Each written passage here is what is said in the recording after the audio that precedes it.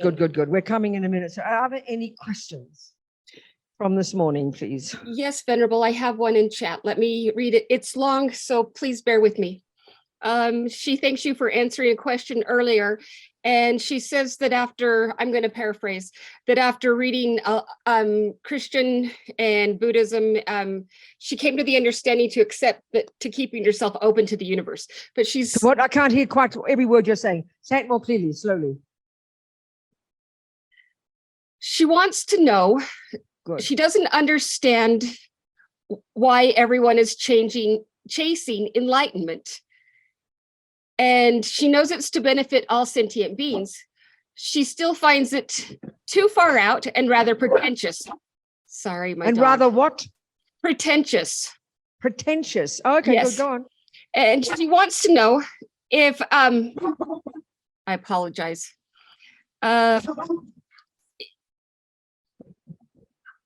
She wants to know what? Hang on, I'm reading. I really want to feel capable, and I hope and the hope of a heightened awareness not to cause offense with speech and mind. Can you say it more clearly, please? I couldn't hear the last bit. Okay. She wants to feel capable of a heightened awareness not to cause offense with speech and mind. Is this okay, or is it the flip side of pride? I need you to now repeat the entire question. Okay, I'll start over. So what I got so far is the person thanks for the earlier answer, but wonders why we want to get enlightened. That sounds like a bit pretentious.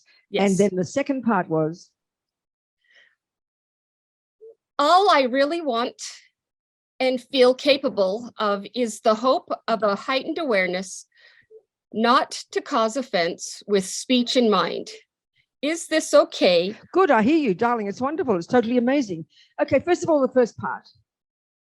Enlightenment, it happens to be this person called Buddha, who lived 2,500 years ago in India, who came out of that amazing Indian tradition of rich philosophy and spiritual practice.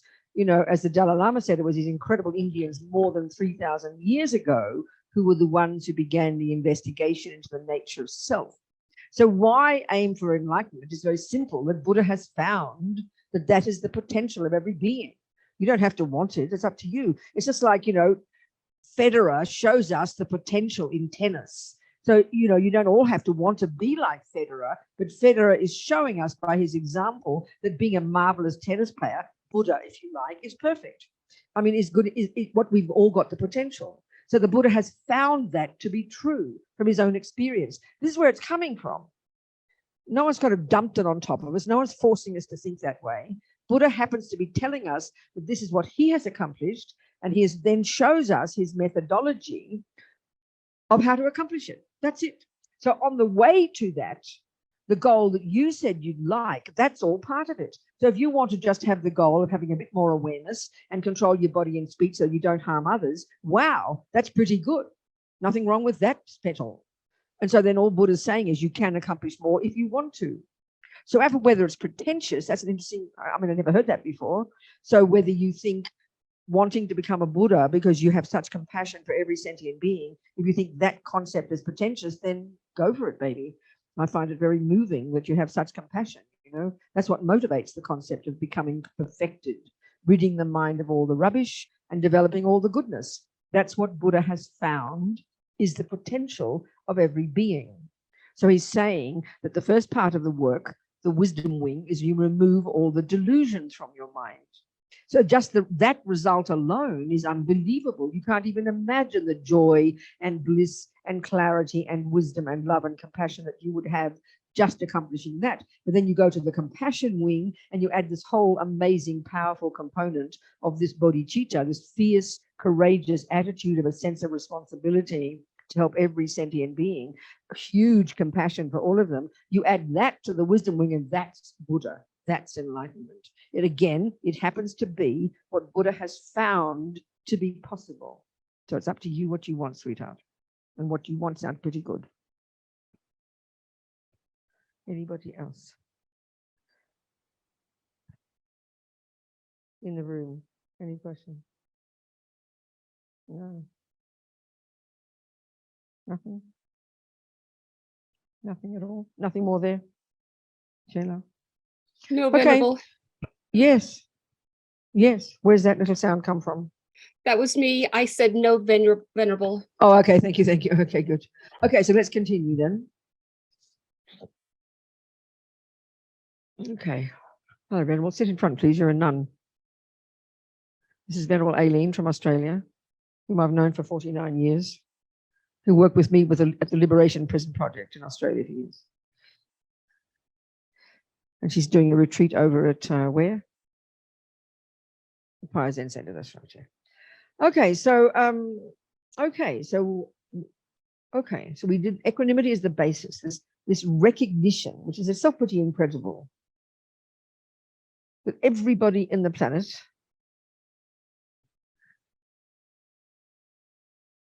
that we divide into three categories, all based on three delusions, into enemy, friend, and stranger, which is a totally self-centered characterization.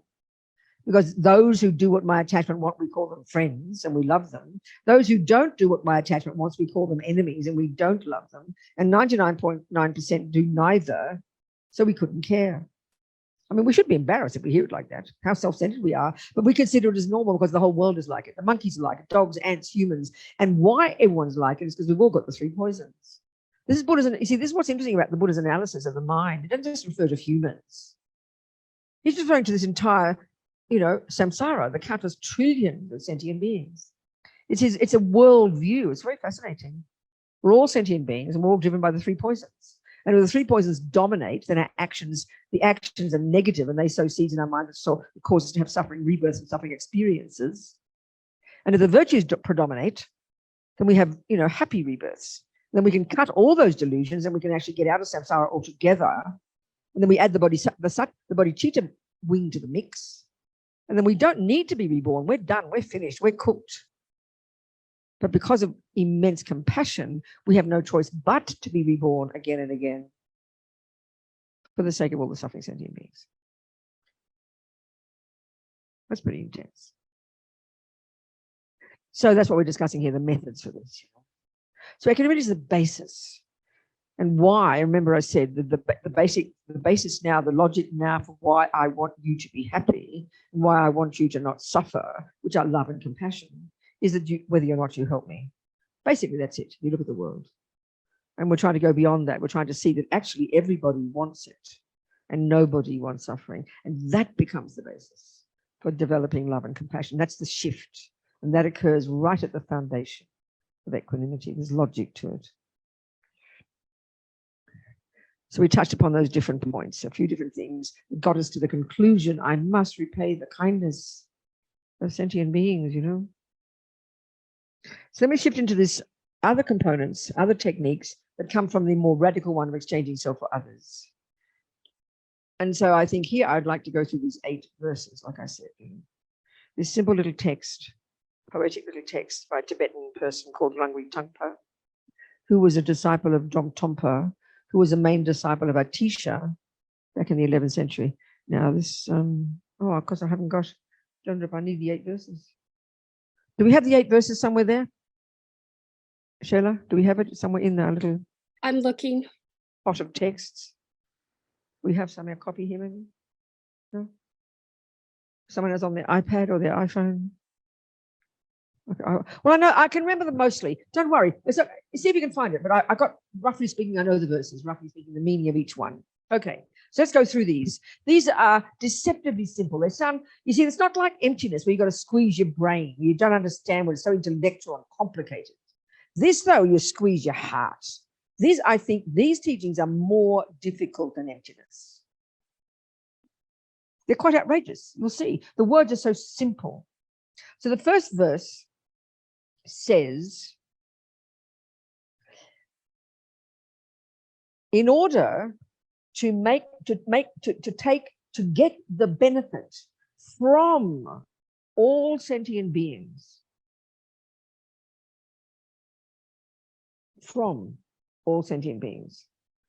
I will hold them all as most dear. So what that means is something very specific, and often it sounds like a mistake. What do you mean get the benefit from sentient beings? It's like you're trying to use them. No, the whole point of these verses is it's these attitudes we're trying to cultivate so we can be a bodhisattva. So already, I mean, if we can think of Langri Tangpa who wrote this text, Langri Tangpa? It's Langri Tangpa who wrote this text, you'd have to assume he's at this level. These are coming to his heart, you know. So what you are trying to do to be a bodhisattva, and what you're trying to do. Okay, what you're trying to do on the first stages of path, on the wisdom wing, it's got nothing to do with compassion yet. It's very particular to yourself. That's what I said. It's not a joke to call the first wing, the first scope of practice, the self-compassion. It's not how we think in the West, but it's the practice of recognizing that you harm your own self. Your actions from the past are why you suffer, that you're sick of suffering. So you abide by the laws of karma, you abide by the laws of ethics, and you stop harming others. The one reason Buddha gets us to see is because, you know what, Robina, honey, do you want suffering in the future? No, thank you. Then don't cause it, petal. Just like your doctor. Do you want diabetes in the future, Robina? Then stop causing it. Give up sugar or whatever. So Buddha says, you want suffering in the future? Because you create yourself, remember? Then don't cause it. And how do you cause your future suffering? By harming others. So stop harming others. This is for your sake. We don't get this in the West. I really mean it. We just don't get this one. It sounds like selfish or something. We hear it in this typical moralistic way of I'm a naughty person, and then we get guilty if we do it, you know. That's because you are sick of suffering. Now on the compassion wing, you can't bear the suffering of others, and this is what is motivating you. It's radically different and much more powerful. So a bodhisattva is a person who's trying, who wants, they're brave enough, and this is why the courageous bodhisattva, they are a person, and you'll see from these verses, who will happily greet the terrible suffering that comes in life. When you're abused, when you're harmed, when someone gives you up, when someone offends you, you will use this as grist for your mill. Why? Because what you're trying to do is develop unbelievable compassion. And what's stopping you is your delusions. So what's the best way to get rid of your delusions is have someone punch you in the nose. As Atisha said about his mean, ugly cook that he always kept around, why do you keep that ugly bloke? He's so rude. He said, how would I know I had anger if I didn't have him? So bodhisattvas would rather live with a creep, would rather have a mean boss, would rather have friends who don't like them. So this sounds demented to us. It sounds mentally ill. So it indicates an incredible level of courage and of advanced practice. In the wisdom wing, it's like you're playing safe. Keep out of the way of mean people. You can't handle it. Do your best to control your body, control your speech, control your mind, because you are sick of suffering. And you will be the beneficiary of that. Now you're brave. You've calmed your mind and body and speech down to a radical degree. Now you will happily greet the serious problems of the world because they're going to help you smash your delusions. And why you want to smash your delusions is because you can't bear the suffering of others, and you need these levels of compassion. And they'll only come when you've given up delusions. This is the attitude. You know? So this very first one, it means, hello, people, come on in. Please sit down. What do you do with Eric? Chuck him on the side of the road. Are you here? Where's Eric? They threw you out, Eric. I'm so sorry. Aren't they mean? I love you, darling. I'll come and see you later. We don't worry about these boys. Okay, so the first verse, which sounds wrong, but it's not.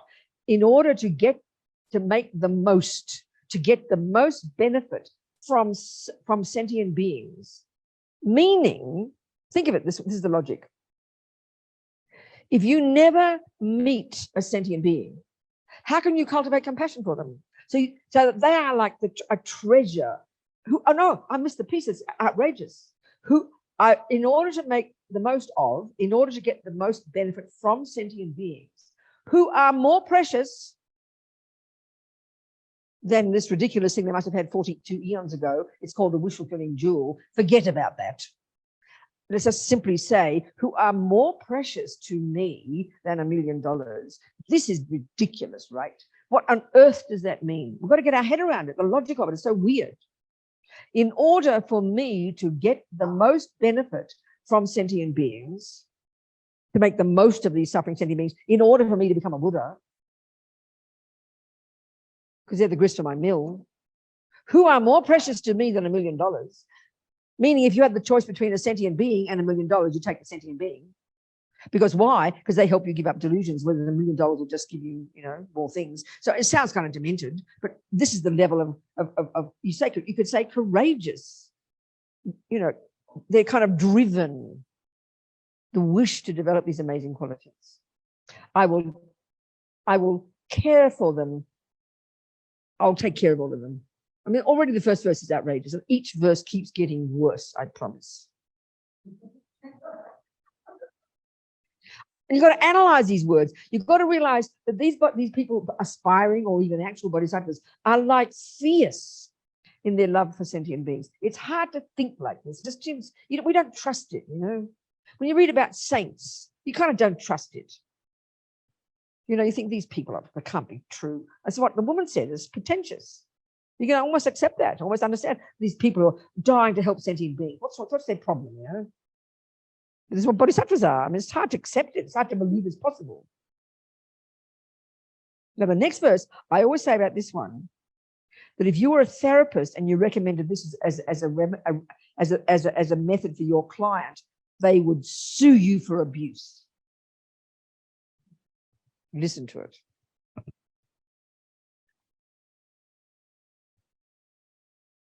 When in the company of others,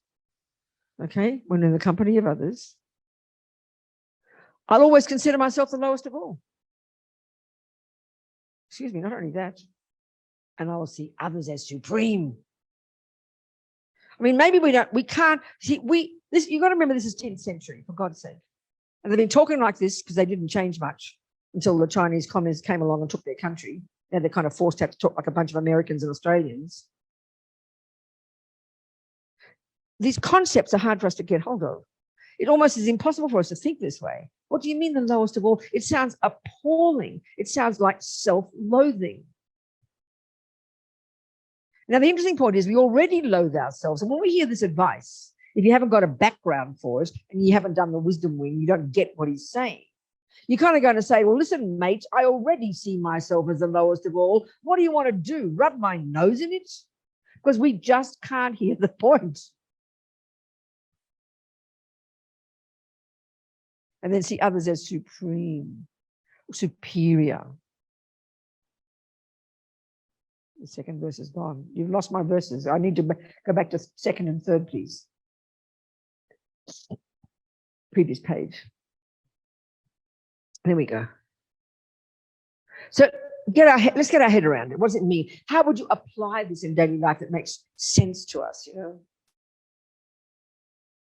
So let's say you with some friends. And there's a person, especially you start with a person you don't like. I mean, even start with a person you do like. Yeah, that's even good enough. A friend who you're happy to praise. So in your mind, a way of simply practicing this, to say all is too extreme. Can I have verse 3, please?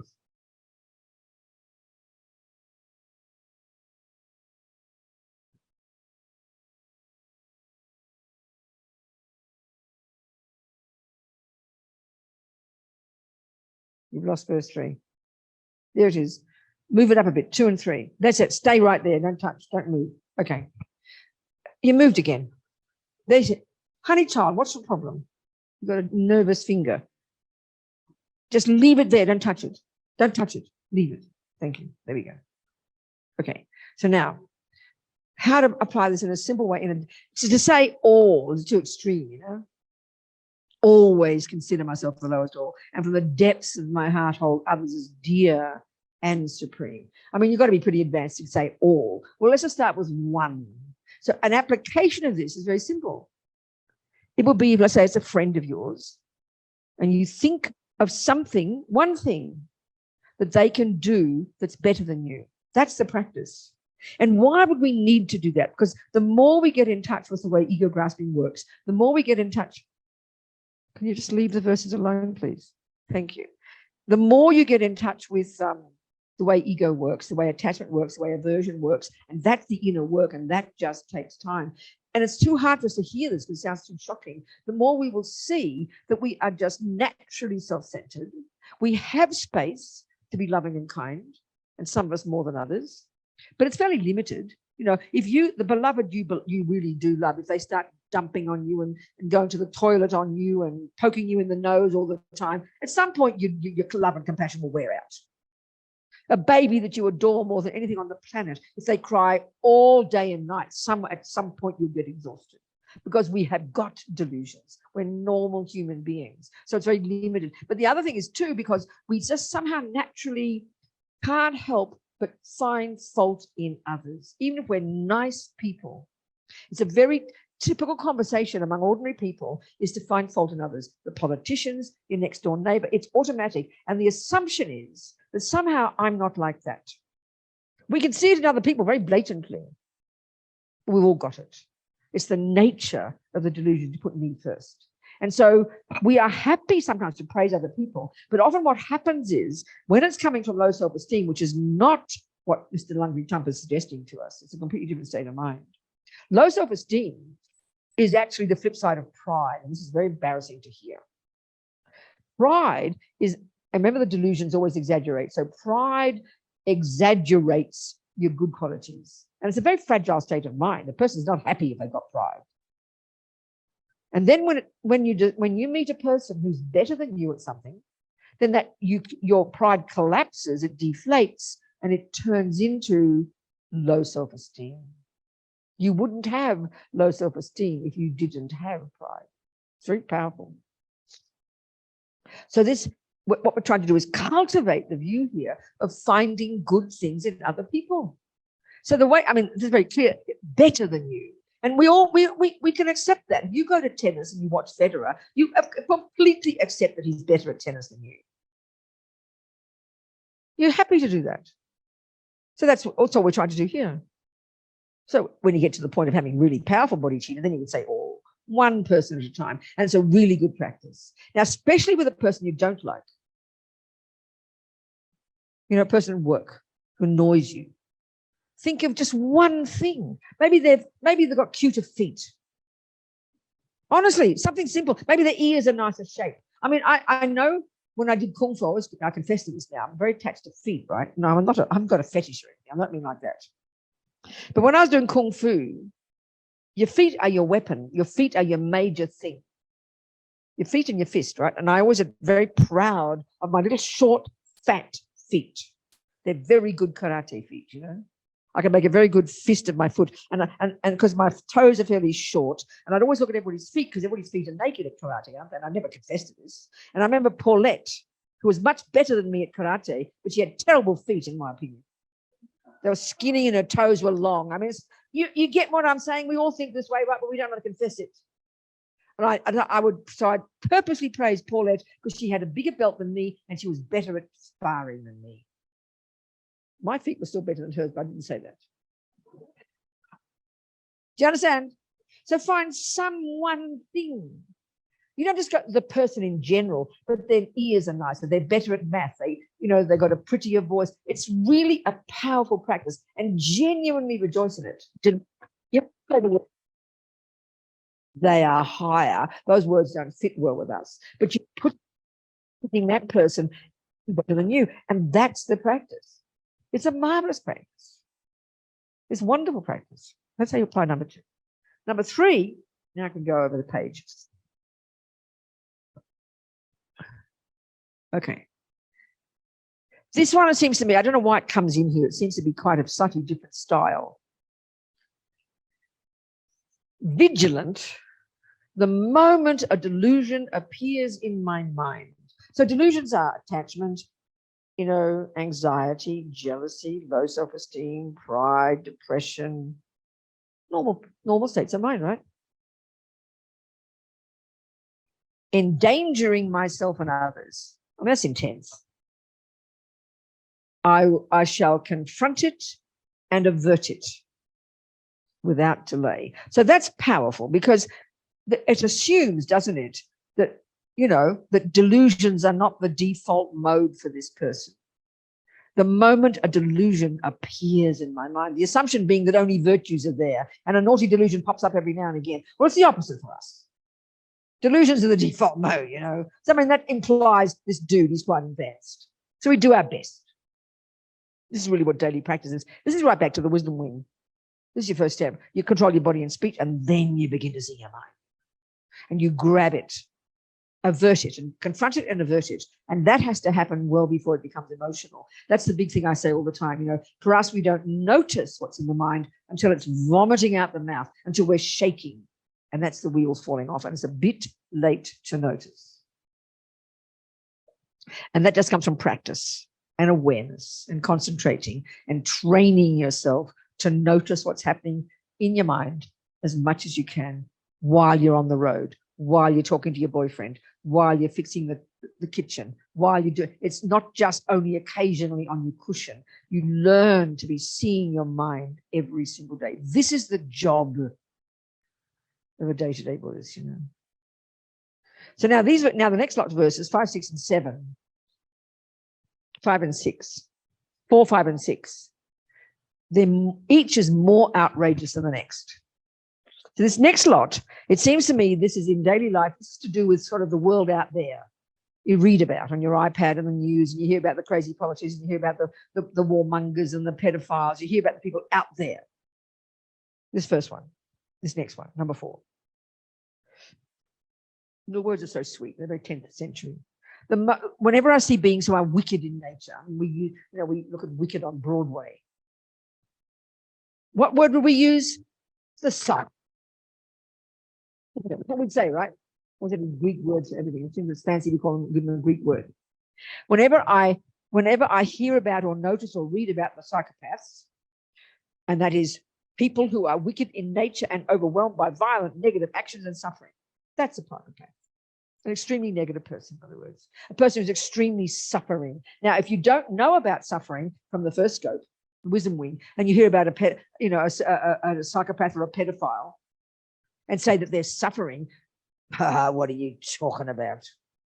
That doesn't make sense to us. And that you will not get until you understand the first scope and you understand your own suffering and own it because of it, anger, attachment, and your own delusions. Because you can't have this level of compassion until you have it for yourself. This is really, really clear.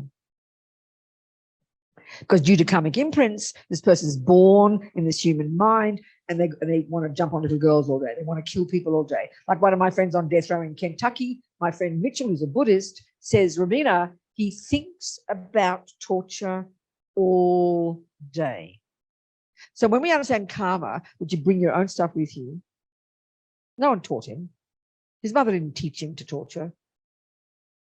And because he's got attachment to it, what you're attached to is what you think about all the time. One of the signs of attachment is you think about something when it's not there. Well, look at us. I mean, we're attached to food probably, not torturing people. Aren't we fortunate? And when it's habit, it's just in your mind. Whatever you're doing, it's there, like behind, you know. And he thinks about torture all day. Now, when you understand karma and know that due to past habits, no one taught him. He didn't decide, like, I'm going to torture people. It's just there, the habit. Then you can only imagine the suffering of him. And forget about the suffering he does to other people. And that's why at least I'm lucky. I'm happy he's on death row. Not only on death row, but I'm happy that he's among a bunch of people who know him and won't allow them to torture him, won't allow him to torture them. You know, his mates on death row. He thinks of torture all the time. That's one of these things. So how are you going to feel about them? I will hold such a rare one. Well, I'm sorry, these days, Mr. Lungy Tongue, but not in the 10th century. They're not so rare. There maybe once a year you might hear about somebody in a village 14 miles away or another country or something. I mean, do you understand? I will hold such rare ones dear as if I'd found a precious treasure. See, the constant point of all these verses, because you are sincerely trying to develop compassion so you can be qualified to benefit sentient beings. And you've got to have this understanding that this compassion is so real. It's like, this is why the only analogy that works for us is if you've got a child. Then you will understand it. A mother for her child or a father for their child who's suffering, they think about them all the time. They're full of this compassion. How can I help? What can I do? If only I could have it myself.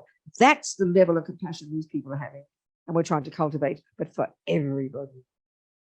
So it's really intense. So then the grist for the mill for this level of compassion is the creeps, is the wackos, is the pedophiles, is the people who harm you.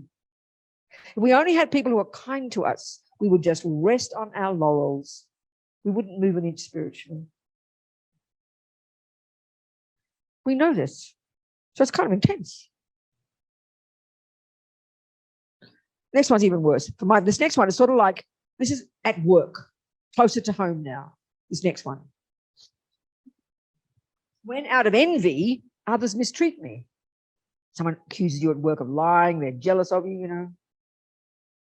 Especially jealousy. They're mean, they envy you, they're jealous of you, with abuse and insults and so on. What will you do with them? I will accept the defeat, and I will offer the victory to them. Now that's outrageous. Even if we did do something bad, we can't take responsibility. We can't accept the defeat, you know. That's an incredible practice. But you see, again, because we haven't got to this level and we're struggling to survive with our low self-esteem, we think this is mental illness. I'm supposed to allow them to be, I'm supposed to be a doormat, you say? No, this is why you've done the work on the wisdom wing. You know it's not being a doormat. It's only the person who's given up attacking to reputation, and it's only the person who's brave, who's got advanced levels of compassion, who can do this. If you haven't done any wisdom wing work, this is not your practice. This is too advanced. It's really important to understand. These teachings were kept secret. These were kept, they were esoteric. He was the one who made them public. A teacher brought them to India, to Tibet from India, and he kept them secret. Because as Milarepa said, whatever Dharma is, it's the exact opposite to the world. So it sounds like crazy, you know. Now, even worse, now it's at home. It's your hubby, your child. Go up, please, now to 6. Thank you, darling. Can I have 6 English? And it says, when someone I've benefited, and it says these are very particular words, that I've benefited and in whom I have great hopes. It sounds like a child, doesn't it? Like your child. I mean, do you have great hopes for your husband? I'm trying to think of the relationship. It has to be a very close relationship. Do you talk like that? Whom do you have great hopes for? It's usually a child, isn't it? Please, can you communicate with me? Would you use that phrase, I had great hopes for somebody? Because that's the translation. Would it be a child? Or would you talk about your husband like that? You could, your partner. Okay. So it's a really close person. And this is the most pain of all, isn't it? Gives me terrible harm. They leave you. They abuse you. And the number of people for whom this happens is unbelievable. The number of mothers and fathers that I talk to whose child has given them up and never talks to them again. It's like unbearable, you know. A person who's lived together for 30 years and sacrificed their life and then suddenly they're gone. Your child whom you have done your best for totally turns against you. I can't even bear the pain of it to think about it. How will you think about that person? I'll see them as my holy guru.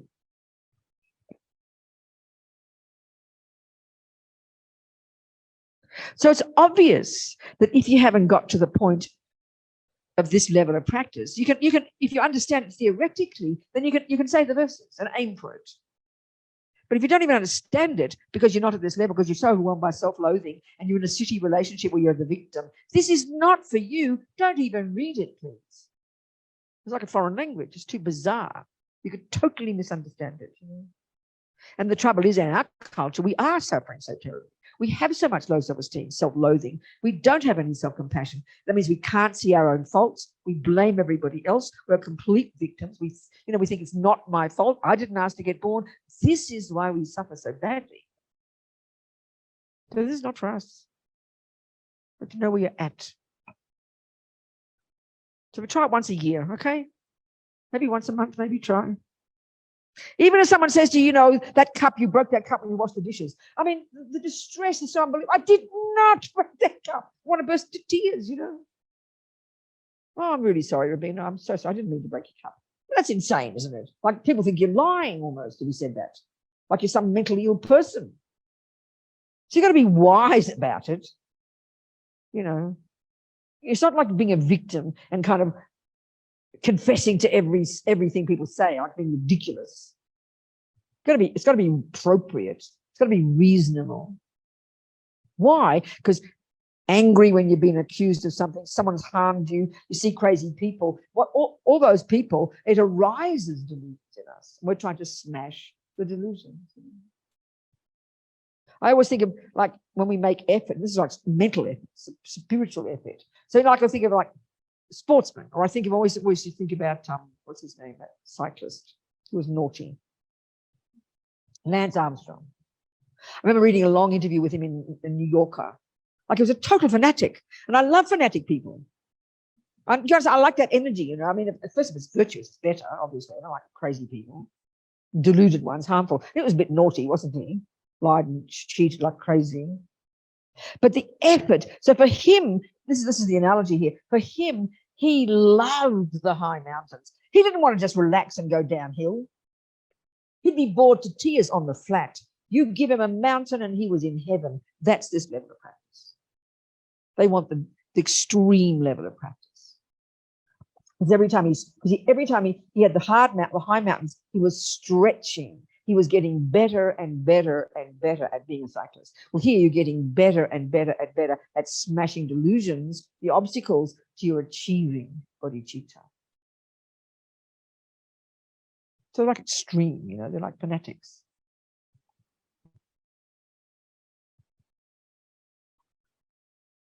Then it shifts gear, or conclusion now, this next verse. But I think I want to stop there with those. And really, I think to have discussion, please. I want some questions from you. Really sincere questions, because I know they're ridiculous, but I'm trying to explain them. Because any questions that feel like you think they don't make sense, or whatever you think, please. Any questions at all. And if there aren't, that's fine. You can stop for another cup of tea. You're not yet, another half an hour. Venerable, Aaron yes, has Aaron. one. What's your question, Aaron? Hi, Venerable. My question is, how would we use these? Like, should we like contemplate them? Should we use them when like troubling events happen or troubling emotions Exactly. happen? So you contemplate them first. It's sort of like you've got to read the cake recipe first, and then you apply it at the time you make the cake. So clearly you contemplate these first. You've got to even contemplate the possibility, and then sure enough, at work next day, it arises, and you go, aha, there it is, an opportunity to practice, you know. Even if, and the thing is, if you at least contemplate the thought, if I could, I would do that. But the crucial piece for me that I really try to stress is to try and see the logic of these instructions. Not just hear it as some kind of holy religious thing and squeeze it down your throat. To see the logic of what you're trying to do. You're trying to get rid of delusions, you know. Why? Because you want to develop compassion. It's quite fierce. So yeah, you contemplate, definitely. Just read once a day or something. If it's like part of your practice, some people do that. But read them sincerely. And if I could, may I practice this? And then the opportunity, sure enough, will come. And then you read about some psychopath and you instantly see your aversion arising. You disgust, you're angry with this person. You don't have infinite, you don't have sort of reach towards him in your heart and have love and affection. There's no way in the world. But that's what you want to try and do. So you catch your mind when you read about some ugly politician. And why? Not because you're getting him off the hook, because he is a psychopath. He is harming people. That's not the point. It's because automatically we don't want to read about ugly people. We'd rather, we push them away. Here you're trying to use that person to help you understand their suffering. And their suffering is because, they're suffering. They're causing suffering, but they are themselves suffering. I mean, if I think of this guy on death row, and I know this fellow, if you think about your own mind when you're attached to food and you think about food all the time, it's quite distressing. If you want to jump on little girls all day, that's very distressing. If you want to jump on big girls all day, it's very distressing. Anything that dominates our mind, and we all know we're run by anxiety. We can't stop thinking these things. Look at the pain it's causing. Well, so does anger cause that pain. So does pedophilia cause that pain. So do these psychopaths. So does my friend who wants to torture all day. The delusions are what cause us pain. But as soon as it's a thing that causes us to harm others, we think we should be angry with them. To have compassion for them sounds weird. So notice our mind when we read about some ugly person. And then as it says there, you'll hold them most dear. In other words, you'll have compassion for them. Which means if you meet them, you don't pat them on the head. Oh, poor thing, he can't help it. That's not meaning. And that's why we often have a wrong view of compassion. We think of it as something fairly sentimental. So if I'm going to have compassion for a pedophile, it sounds like I'm saying, well, the poor thing can't help it. Go ahead and be a pedophile. It's not saying that. It's seeing his mind and how he's driven by his own craziness. And yes, indeed, put him in prison and stop him from harming other people. Of course you would. So it's not the way we tend to think of it. And so catch our mind when we are blamed by others. Catch our mind when someone's mean to us. Catch our mind when we read about ugly people. Do you understand, Aaron? Clear? Aaron? No, thank you, Venerable. Thank you so much. Who else there on Zoom or here? Yeah. Mike. Mike, sweetheart. I have a question about sentience and its evolving concept over the centuries. When this was written, it was referring, I think, by and large. Can you get a bit closer to the mic, Don? When this was written, I think it was referring by and large to humanity. But Who? humanity. No, not at all. On the contrary. It's Well, referring to all the trillions of sentient beings in all the realms of existence. okay. These particular verses are to do with humans, clearly. Well, my point is, in the last century, there's been an enlargement of understanding and consciousness about the animal and bird, et cetera, world globally. And in recent There's been years, some what in the past century? where was I? But that's always how the Buddha's thought. That's he's been, like in India, this has been around for thousands of years. Well, I'm not talking about Buddha per se. I'm just talking about in general the planet.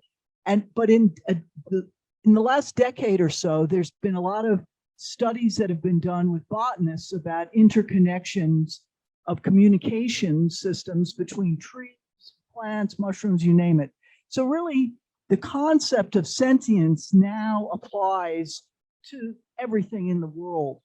Well, it could for some people, but not according to the Buddha. So what's the question? Well, the question is, isn't it time for some sort of Buddhist conclave? Is it time what? For a Buddhist conclave to get together and look at these older texts and reevaluate them in light of current thinking. Thank you. Now I understand your point. This is Buddha's teachings, right? Coming from the Buddha. And then all the people since then who've used his methodology to also become a Buddha. So their observation is about sentient beings. And what a sentient being is a mind possessor. And so that means you have to understand what the mind is. Now, in Buddhism, it's extensive literature about what the mind is. And it's got nothing to do with what the materialist world says. It's a very specific teaching, and it's extensive and detailed what mind is, how it functions, what an animal's mind is, what a hell being's mind, what a spirit's mind, what a god's mind. And this is huge in Buddhism. So that's all of Buddha's teachings are based upon that view of what mind is, which is not physical, doesn't come from a creator, doesn't come from mother or father, is a product of the law of cause and effect. So if that can all be incorporated into these views that are existing now, which are clearly not like that, then I don't know what Buddha has to change.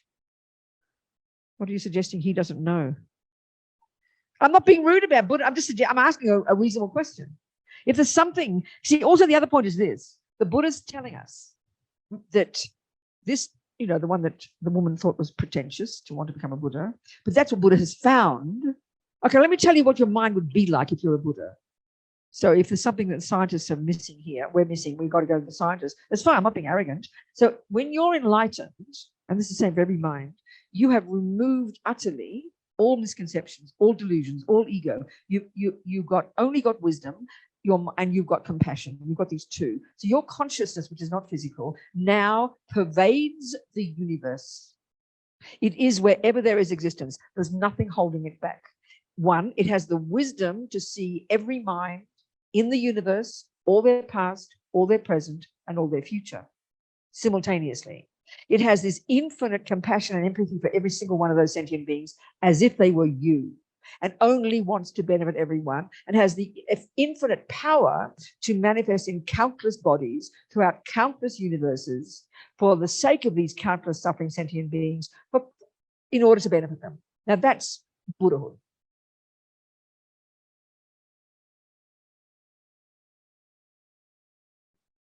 That's the possibility of a mind. That's the discussion point of what. So then sentience so in that sense, okay, because the Buddha has found very clearly what the mind is, and then you can access all this mind by doing the work, by getting single point of concentration, which the genius Indians invented well before the Buddha. You can access your own mind, and even at the grossest level of concentration, in relation to enlightenment, you can get clairvoyance that's incredible. You see the past, you see the future, you see the minds of others. Now, none of that's posited in the current views about consciousness. It's only just now the Western model, which says consciousness is, they've never posited such a thing. It's only the brain. So now they're being wide opened enough to actually dare to think maybe animals might feel something. Aren't we clever? I'm not trying to be too arrogant, but you kind of hear my point. And as for trees and things, well, you know, if when you're clairvoyant, which is what you will get when you get single point of concentration, and it's the natural potential of all minds, and we've had it in countless lives, you will see pretty quickly whether it's true or not that a tree is sentient. Buddha would suggest a tree isn't sentient. I'm just saying some words, okay? And that's why the Dalai Lama has these last 40 years been actively engaging in these amazing conversations from his incredible humble position of wanting to learn modern views. And they're all very quickly learning that he's an utter genius and they can't believe it. And they're now seeing how astonishing this knowledge is that's been around for several thousand years. We thought consciousness, investigation of consciousness began with Mr. Freud. You understand? We're a little bit kind of arrogant and narrow-minded. And it's now really only people are seeing this incredible knowledge has been around in India. And what do we know about India? We know about the Italians, you know, that's about it. The Christians and the Jews, isn't it? So it's kind of, Dalai Lama has been incredible in this way, opening up the world to discussion. And even it was very interesting talking about consciousness. I always quote this. When I edited Lama Zopa Rinpoche's book about death, I read at the same time this book by this American medical journalist called Dick Tracy. I always think of Dick thing. What's his name? That comic. Dick Tracy. His name, I think, is Nick Tracy, not Dick Tracy. So he's a very funny fellow, and he's in the medical profession, and he's a journalist in America, United States. And it's basically a fairly heavy criticism of the world of giving organs. He's very critical, very arrogant. He says he's very interesting. I'm just quoting, but it was interesting. The main point of it was the real contradictions and obstacles and problems now existing in the medical profession in this country in relation to what exactly is consciousness. When is death? When is life? Because you know, there you are dying to get some damn person's liver out, and the wretched man comes back to life. How inconvenient. So it's real. And then all these reports of people having experiences, vividly watching their own operation. And even he says most doctors are very cynical about this, but he joked about one woman who had to have such a radical procedure that they said from their point of view, because they had to sort of stop all her organs working, that there could not be any consciousness. But she reported the most vivid awareness of exactly what happened. So you can't argue with these things. So it's really marvelous that people are looking now in the materialist world to what their view of consciousness is. It's great. And there was this one doctor who's in this business. He said, now I can say with certainty that consciousness is not a function of the brain. I don't know what it is, but this much I can say. So it's great that people are questioning and looking.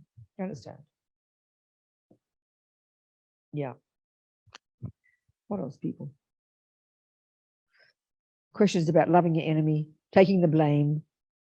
I mean, start small, please. Don't have to wait till your husband leaves you. You know, don't wait till you've been accused of murder when you haven't been, like Sonny. Don't wait for those. This is the point. When you start with the baby events, you know, when Peter says you did that and he knows he didn't. Oh, I'm sorry, darling, I didn't mean to. That's incredibly brave. And don't think of it as like, oh, you groveling. It's a genuine practice, you know, of smashing your instinct to, I'm important, I'm better, don't you dare criticize me. When we really realize the suffering of just this attachment to I, it's quite fascinating. Don't think it's judgmental or mean. It's suffering. It's a nightmare. So taking one tiny opportunity to shut your mouth, you know, don't respond, not like passive aggression, a genuine, I won't say anything, like she did, you know. It's like putting atomic bomb under ego. It's a marvelous practice, but it's got to be conscious and intelligent, not self-pity, not passive aggression. That's horrible. You know?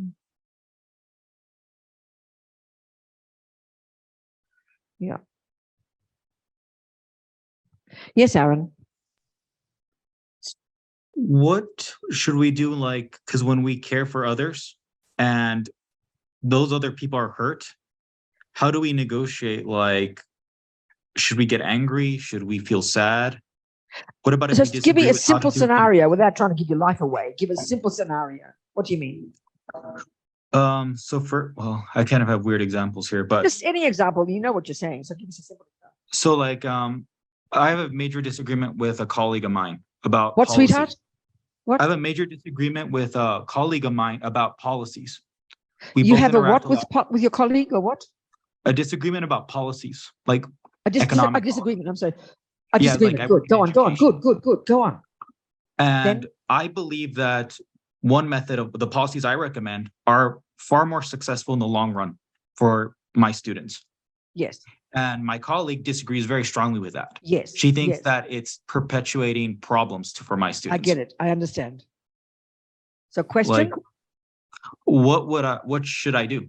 Like, Okay. how So would I? does the outcome dependent on this, on what you're going to do?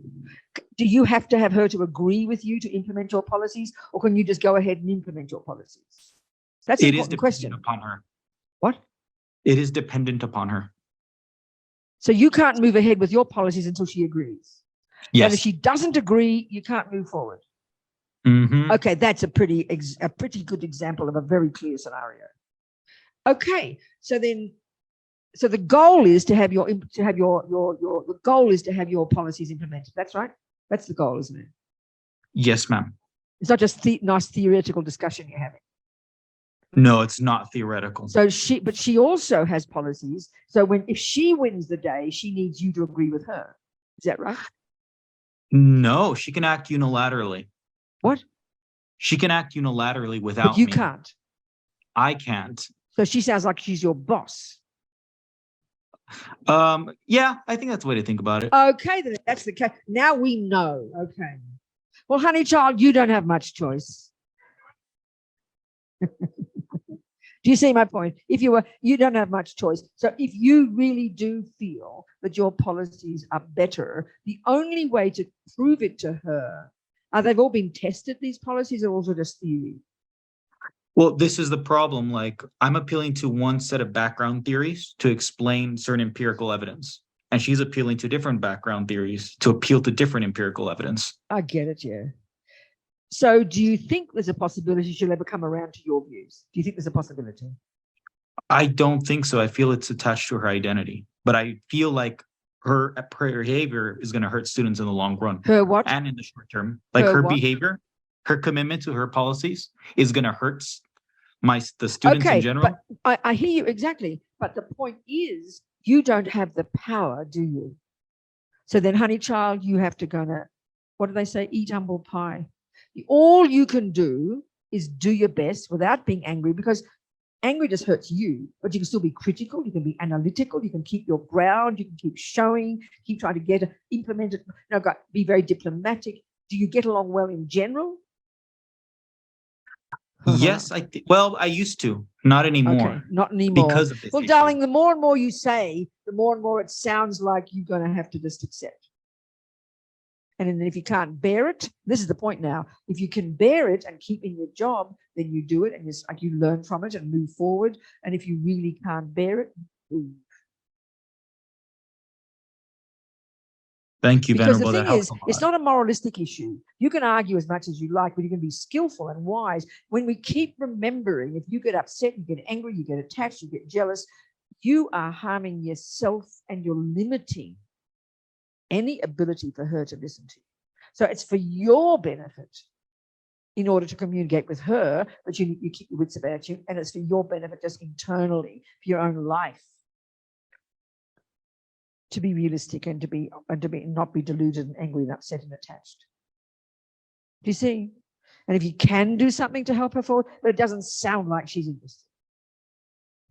And you really doesn't feel like it, doesn't, from the way you're saying it. No, not really. Like, I feel like it's soured things over time because she identifies me with this position, even if I don't push it anymore. Right. So it's pretty clear, don't you think? Have you made your decisions what to do? You're going to keep hanging around? I mean, that's the goal. That's the goal. I mean, I've kind of given up, and it was more like how I should feel about it.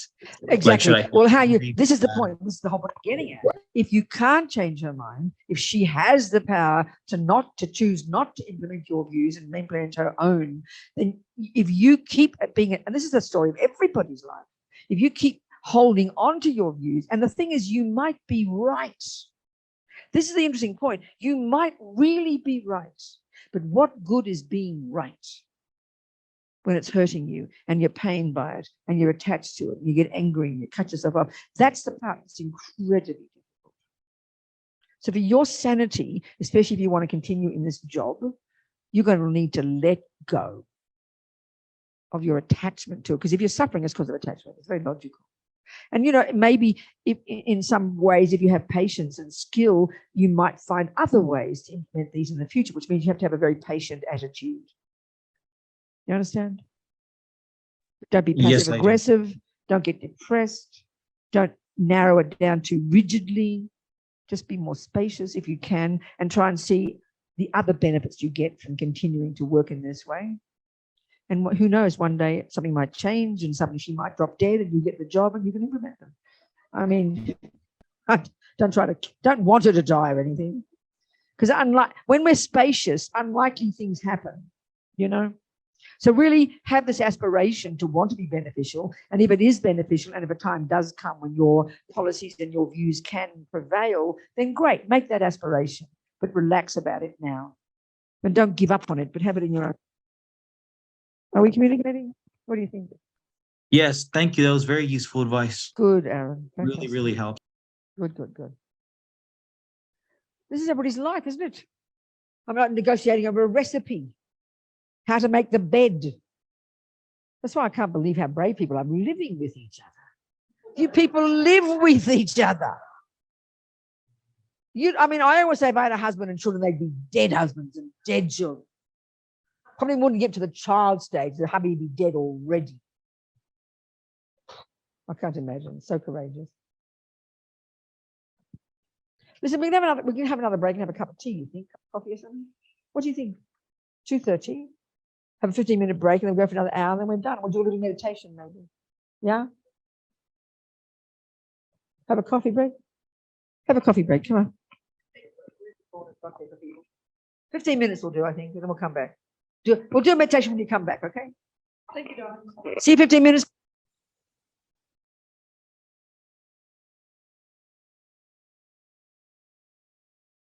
His question was, what about self-absorption?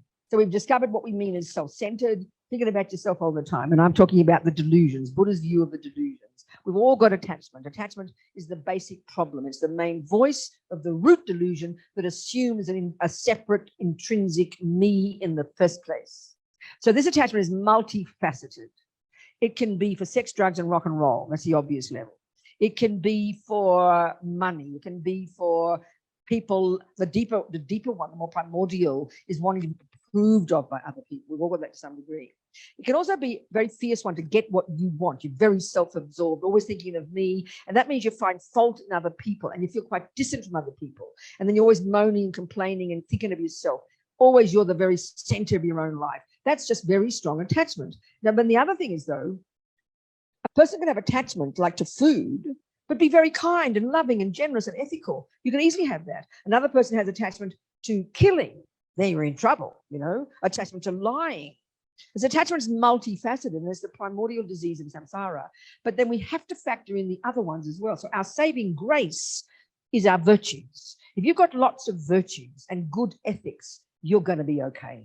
But if you don't have much access to much virtue and ethics, you're in trouble. Do you understand, people? That's essentially what I said.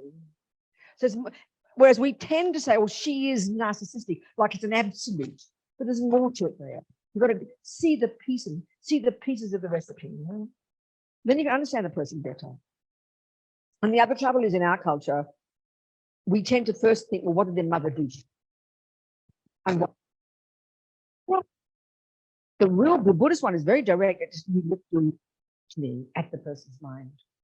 So whether you've had a raped as a child or been a millionaire, had a millionaire mother who was kind to you, you still got a mind of your own. And you could, so knowing what our conditions were like can help us to be our own mind. Do you understand? This is the key one. And you've got the virtuous states of mind and you have the neurotic ones. And if the very strong virtues, I mean it when I say they're our saving grace. And I mean, often too, like I remember at classes, a woman, a mother, my 15-year-old daughter throws chairs at me. What will I do? And the first thing I say is, tell me her good quality. Oh, she's loving, she's kind, she doesn't lie, she doesn't steal. I said, she'll be fine. But if you've got a person who's got strong, out of control, but lies and steals and manipulates and goes around corners, is never honest, that's the person who's really suffering and gets into trouble. You understand? So we've got, for ourselves too, this is the trouble with us. The irony of ego is that delusions loom large. We're always chatting away. I've never met a person yet who says, I can't stop thinking good thoughts. Nobody says that. It's always the neurotic ones, and usually it's we're the one who thinks we're terrible. It's the irony of ego, so we've got to factor in our good qualities, get the big picture. It's unbelievably important. Yeah. That's what I said. All right. Thank you, Venerable. Thank you. So yeah, there's a question somewhere more. All right. So let's look at the rest of the verses now. Can we have the rest of the verses, please? Venerable, there's another comment in chat. Oh, good. What is it? It's from David. Your talk has inspired me to want to take a second look. I'm really sorry, but my 20% hearing in my right ear is just not enough. I have to admit to it. Okay. 25% maybe. Your talk has inspired me to want to take a second look at the nuts and bolts of karma. As you say, continuity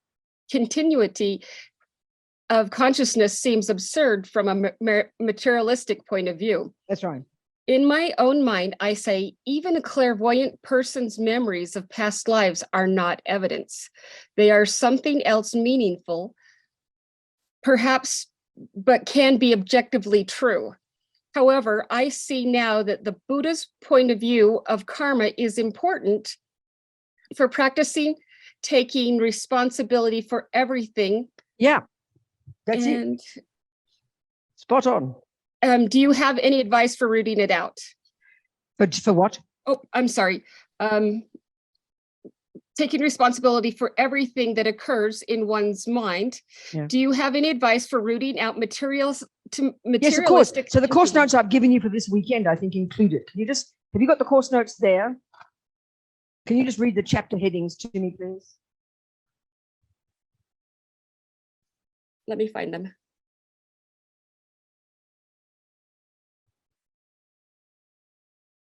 In the contents.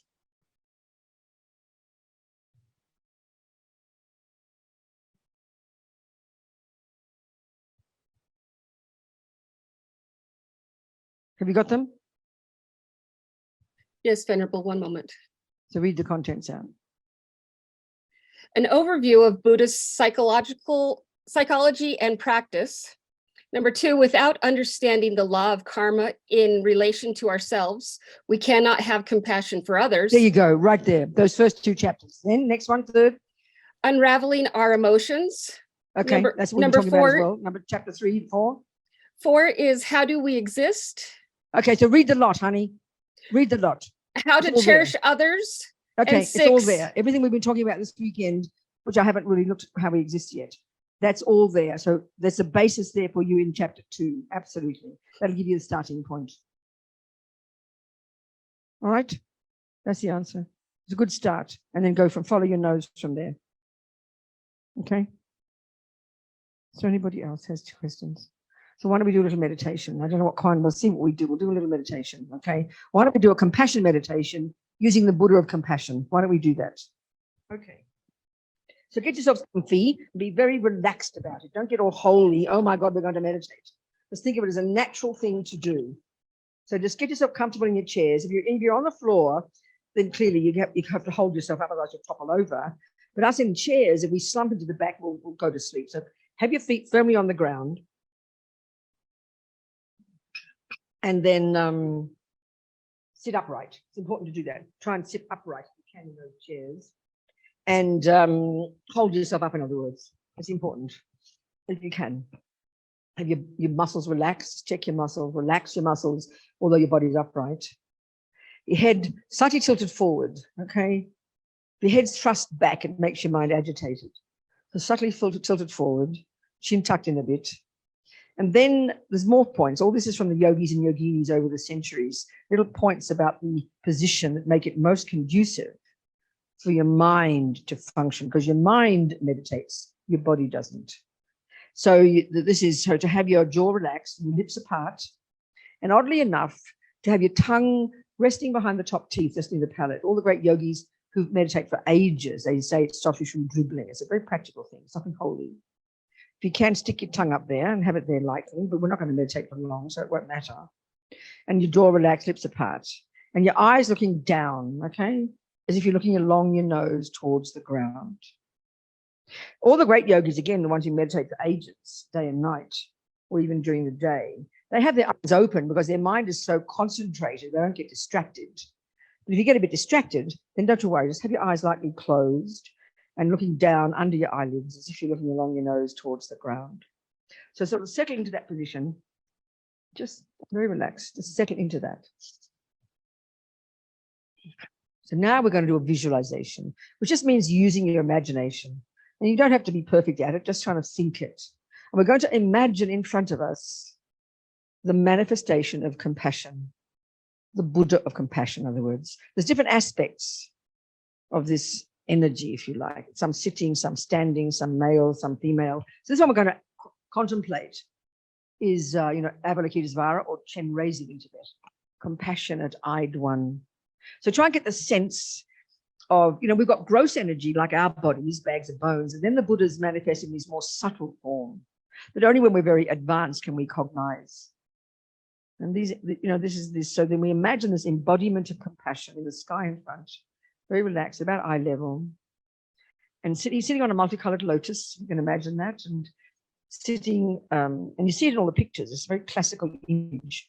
And he's sitting cross-legged, this particular form, white light body, it's male, different avatar, I tell you. And he's got 4 hands. And these are all like a visual language. Each of these Buddhas is like a manifestation of the various psychological qualities that we either want to cultivate, here, compassion, or in fact purify. So some of the Buddhas, like Vajrayogini, this divine red lady, she's a manifestation of purified attachment. Some wrathful ones, a manifestation of purified anger. It's really just psychology, but it's not what we think of it. So it's quite delicious, So you think of also as a mirror image of what you can accomplish. He's showing us what we can accomplish.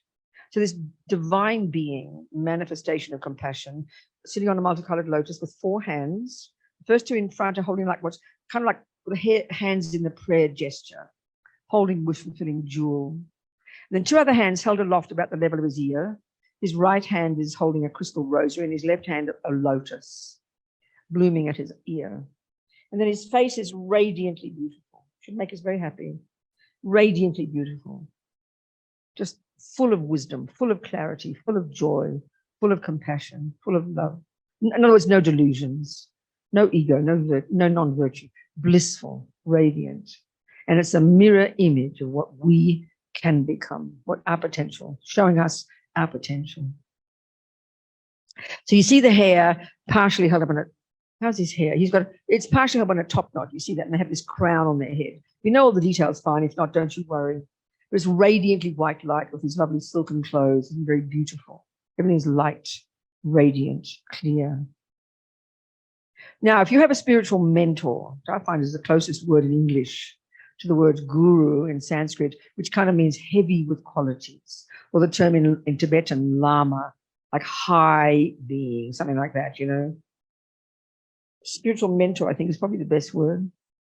As you wish, whatever you feel. If you've got one of those, personal, a person you revere, whom you look to, whom you're devoted in, who is an embodiment in human form of the Buddha qualities, whom we can open our hearts to, then feel that their mind is manifesting as Avalokitesvara. The Buddha and the spiritual mentor's mind is the same. They're showing me what I can become. Radiantly beautiful in front of us. Feel the presence of that energy.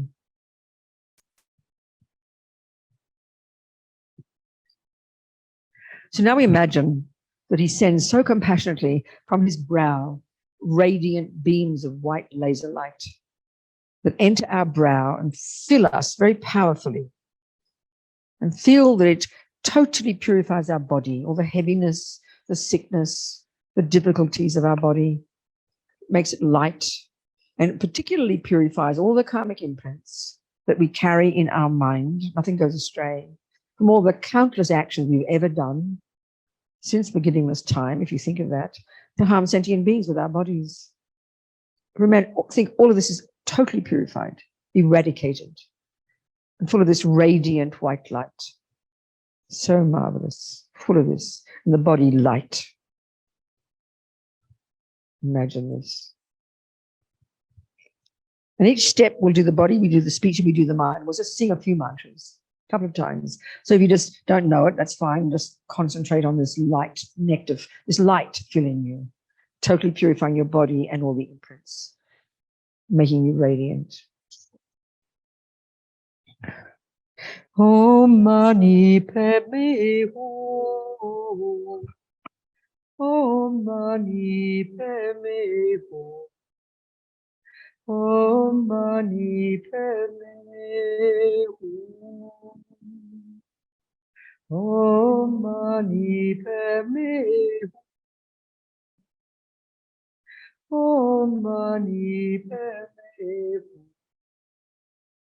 Om Mani Padme Hum. Om Mani Padme Hum. Om Mani Padme Hum. Om Mani Padme Hum.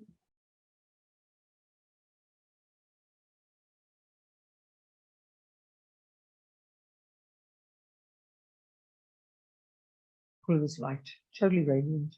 So I think now your body can only be of benefit to others. Imagine from now on it cannot possibly harm.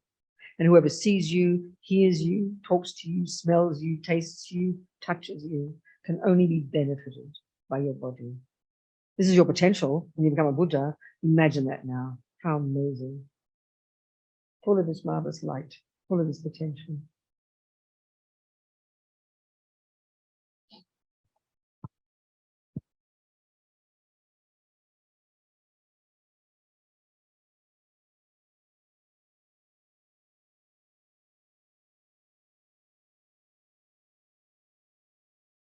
And now that precious Lama Chenrezig, from his throat now, sends radiant beams of laser light, red light, that penetrate your throat and fill you completely.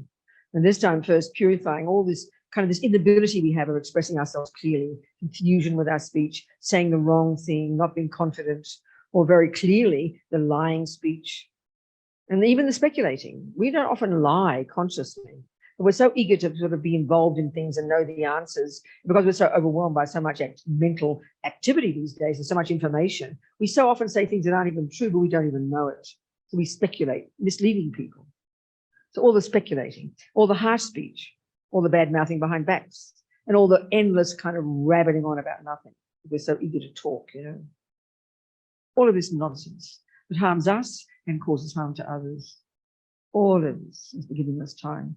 Totally purified, eradicated by this blissful red light filling us. So delicious. Om Mani Padme Hum. Om Mani Padme Hum. Om Mani Padme Hum. Om Mani Padme Hum. Om Mani Padme Hum. Om Mani Padme Hum. Om Mani Padme Hum. Om Mani Padme Om Mani Padme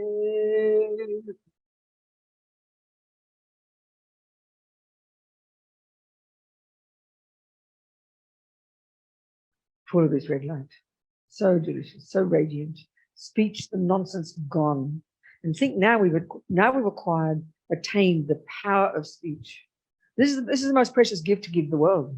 This is the gift of the Buddhas and bodhisattvas. The power of speech, gained from being silent, gained from refraining from negative speech, and gained from saying like prayers and mantras, by literally blessing our speech, by saying virtuous words.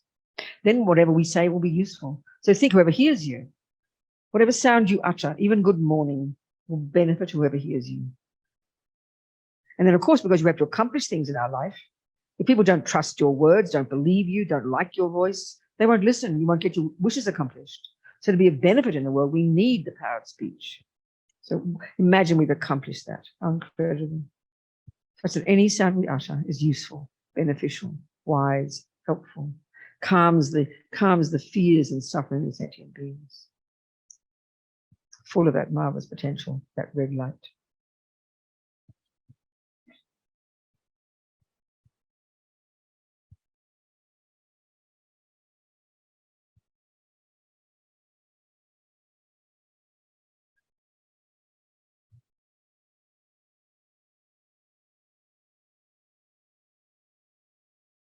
So now Lama Chenrezig so compassionately sends radiant beams of blue light from his heart in the center of his chest.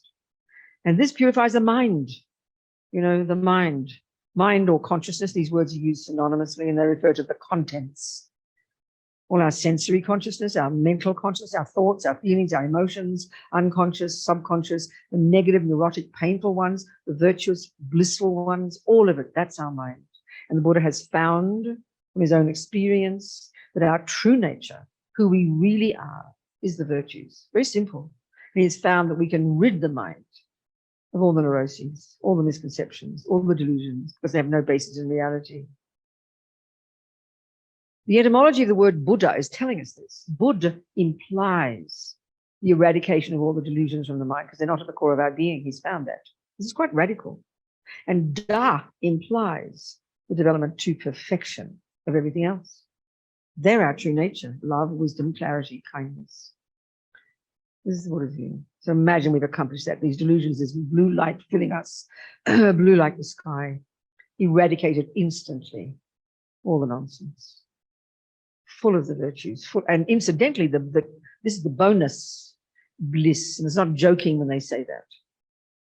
Happiness is a state of being, and it comes from virtues, the accumulation from the past and the accomplishment of it in the present.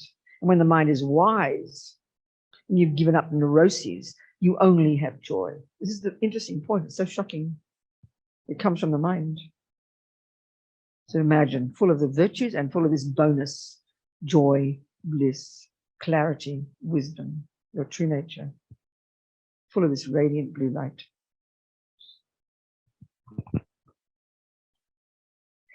Om Mani Padme Hum. Om Mani Padme Hum. Om Mani Padme Hum. Om Mani Padme Hum. Om Mani Padme Hum. Om Mani Padme Hum. Om Mani Padme Hum. Om Mani Padme Hum. Om Mani Padme Hum.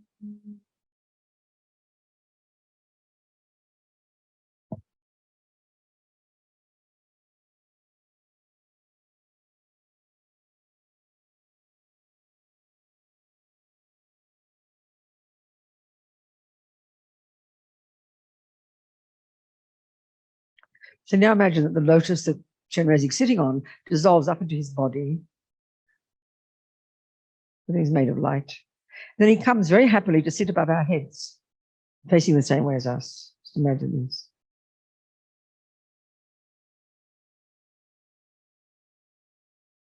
Then happily, joyfully, wanting to be oneness with our body, speech, and mind, he joyfully dissolves into light. It absorbs through our crown.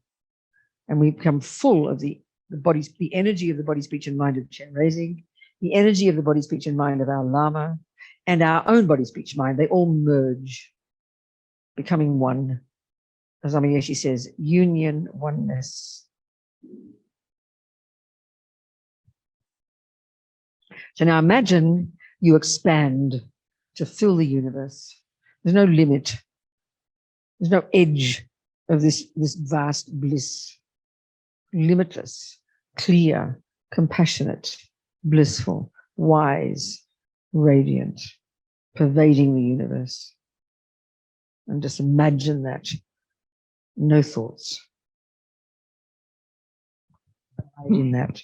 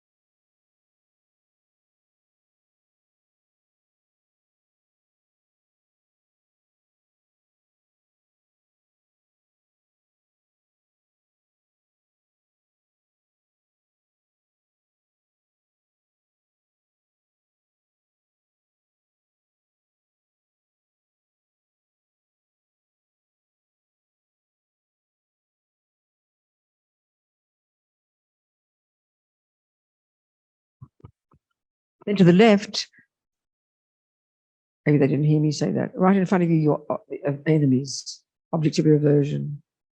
And then to the left, your beloveds, objects of your attachment. Just some, I'm thinking more. And then on the other side, the right, the strangers. And then in front of you, above you, to the left, to the right, behind and below, the whole universe full of the strangers. 99.99% of all sentient beings. The whole universe full. And think they're all suffering, got detachment, aversion, all want happiness, don't want suffering, but do the exact opposite. Creating our own suffering, not knowing we can create our own happiness. All sentient beings, all in the same boat. So if I don't help them, who will? This is the courage of the Buddhas and Bodhisattvas.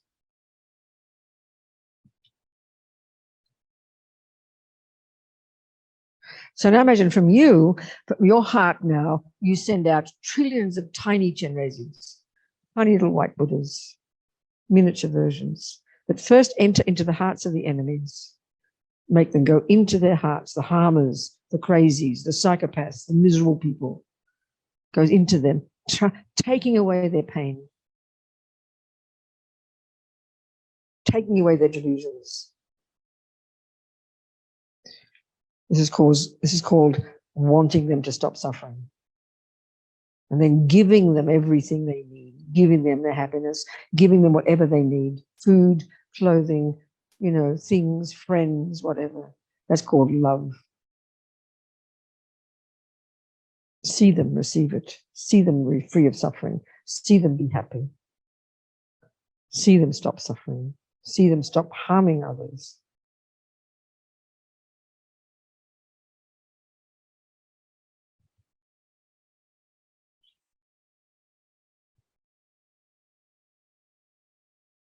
And to the left, the beloveds, same. Take away their suffering, give them the happiness. To the right, above, below, behind, and in front. I mean, everywhere. It's the whole universe, all these strangers. Taking away their pain, their suffering, taking away their delusions, giving them happiness, giving them whatever they need. Every sentient being in the universe. Trillions of tiny Chenrezigs going out from our hearts. Wanting them to be happy, wanting them to not suffer.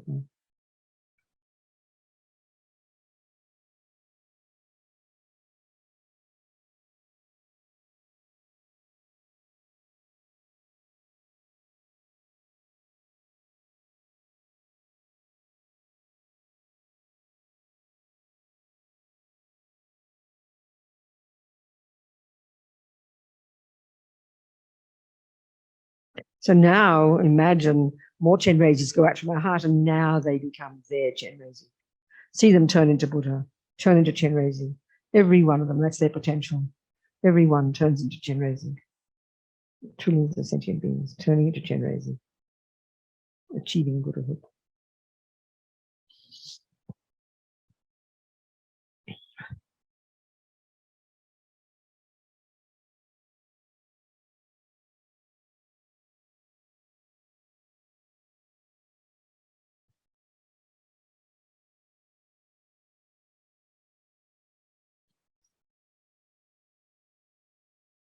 Now imagine they all, from all directions, they all come and absorb into us.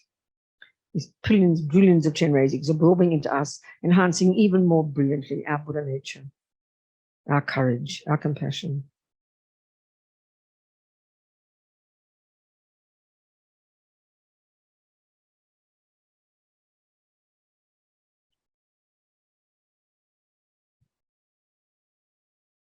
And then just conclude with the 4 immeasurable thoughts, these marvelous Mahayana bodhisattva thoughts, the courageous attitude of the bodhisattva.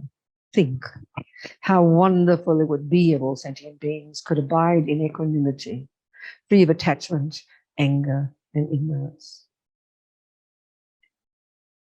May they abide so. And now this next one is the courage of the bodhisattva. I will make this happen. The attitude of the bodhisattva is if no one else, if I don't do it, who will? And I will do it alone if I have to. That's the courage. I will make this happen. Please, Lama Chenrezig, bless me to be able to do this.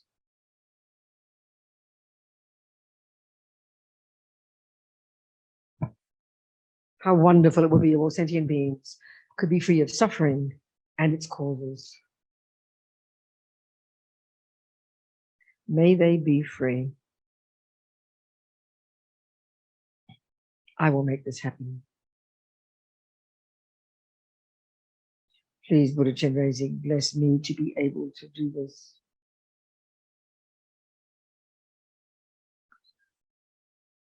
Avalokitesvara, whichever name you like, same one.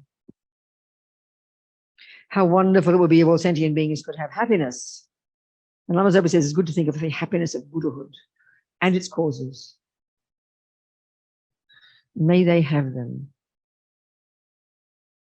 I will make this happen. Please, Guru Avalokitesvara, bless me to be able to do this.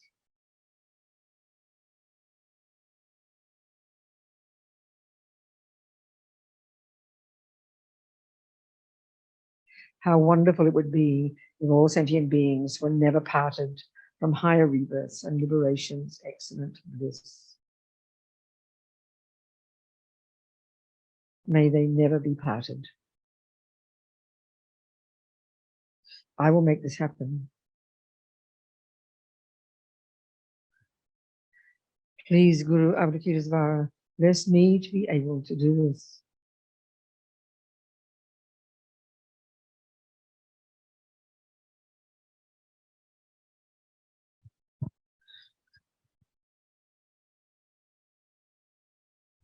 Now relax, that's it. Okay. I think it's time to go home on that. I think we don't need more than that. That will do. If you die tonight, you can die happy. Okay? Be happy. So if we don't die tonight, we'll see each other again tomorrow. So you've got some homework. One, when you hit the pillow tonight, you make a firm decision. I'm going to see my dreams as dreams. The Lamas always say that it's really powerful analogy for how to see life. Because when you have a dream and you wake up and you go, oh, it was only a dream. Well, life is only a dream. It's not meant to be sort of nihilistic, because we can easily misunderstand it. But it's a good way to loosen the grip on all the dramas of life, you know, like the suffering, like Aaron, if he's there. That's a good way to think about it, Aaron. It's gone like a dream. So if you, so have the so the thing is here, the practice is really powerful to be aware that you're dreaming. It's not so much to know what you dreamt once you woke up, that's good too, but to be aware at the time. That's really helpful. So have that aspiration. Then the next thing is, and I mean it now, and you're going to laugh, if you wake up in the morning, and of course we think we will because we believe we're permanent. Nobody thinks they're going to die tonight. It's like a joke. If you wake up in the morning, when you wake up, bliss out. Wow.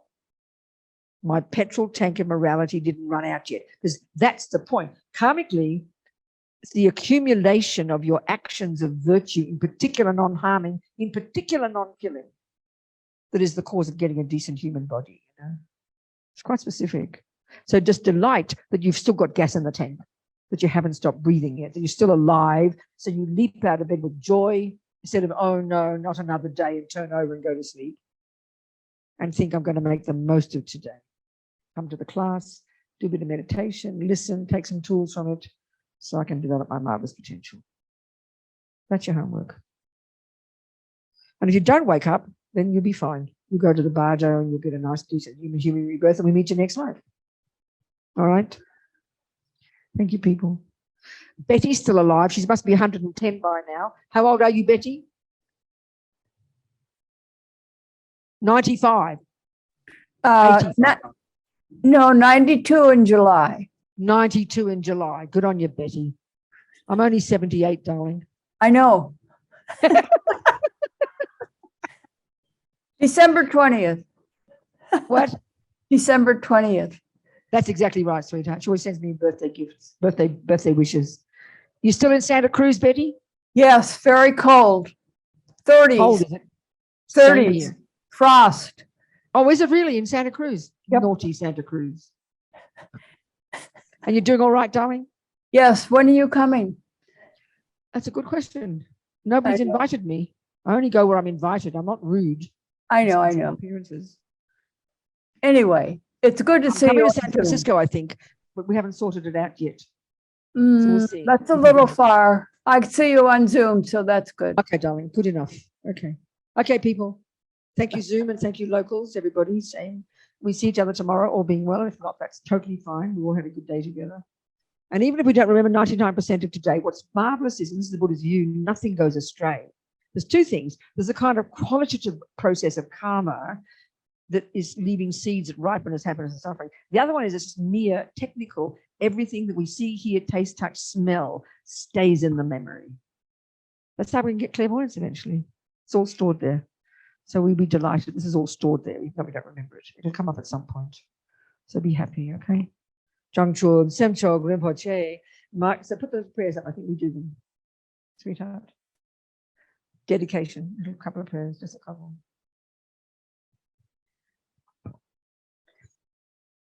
There we go.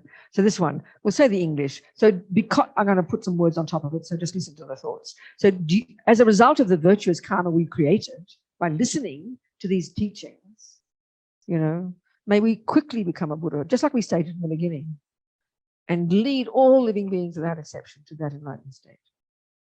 Next one. And may the supreme jewel bodhicitta that hasn't arisen in the minds of others arise and grow, and then that which has arisen may it not diminish, we increase more and more and more. Okay. Thank you.